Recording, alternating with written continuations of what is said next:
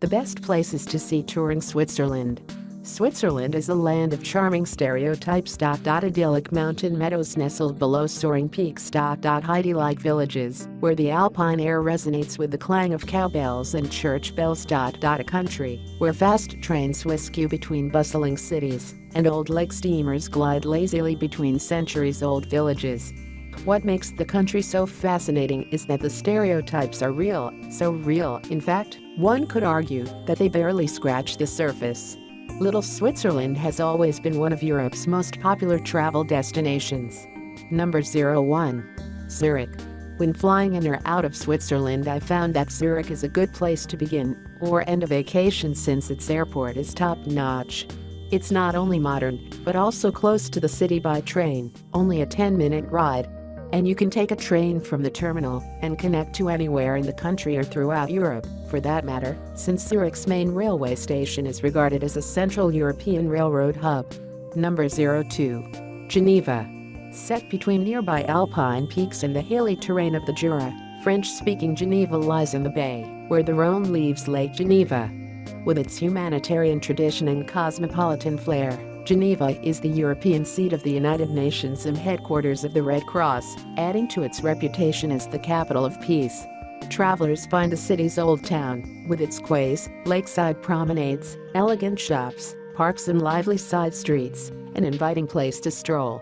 The famous Jet d'eau, a fountain with a near 500-foot-high water jet that is set in Lake Geneva, is an icon of the city. Number 03. Lucerne. For many travelers, Lucerne is the essence of Switzerland. It sits picture-perfect on Lake Lucerne, below a beautiful panorama of the Alps, with a car-free old town with gable paintings, a covered medieval bridge in the center of town, one of the oldest in Europe, old houses decorated with frescoes, and charming town squares.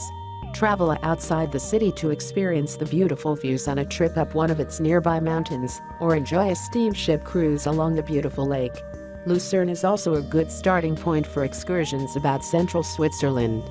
Number 04. Interlaken, the adventure capital. Interlaken, in Switzerland's Bernese Oberland region between Lake Thun and Lake Brienz, is presided over by the three mighty mountains, the Eiger, Munch, and Jungfrau.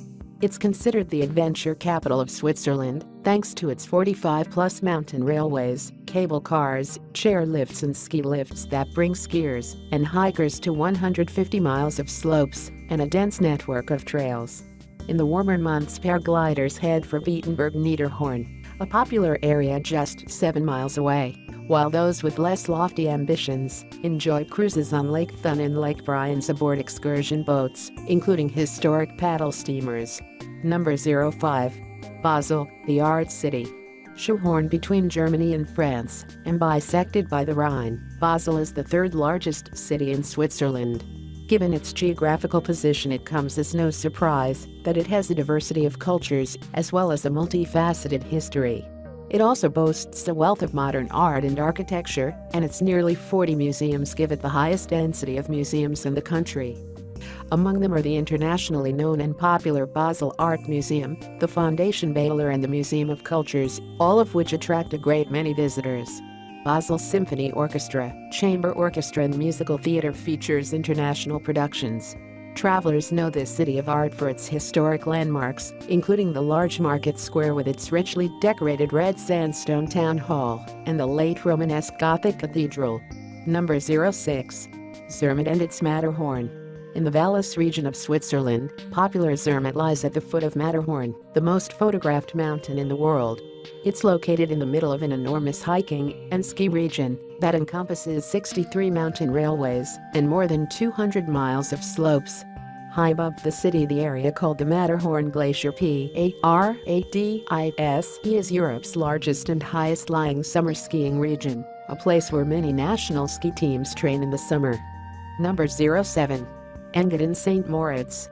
Located at 1,800 meters above sea level in the Alpine canton of Graubünden, the 13 towns and villages of the Engadin St. Moritz region are blessed with 322 days of sunshine a year and enjoy a gloriously mild microclimate.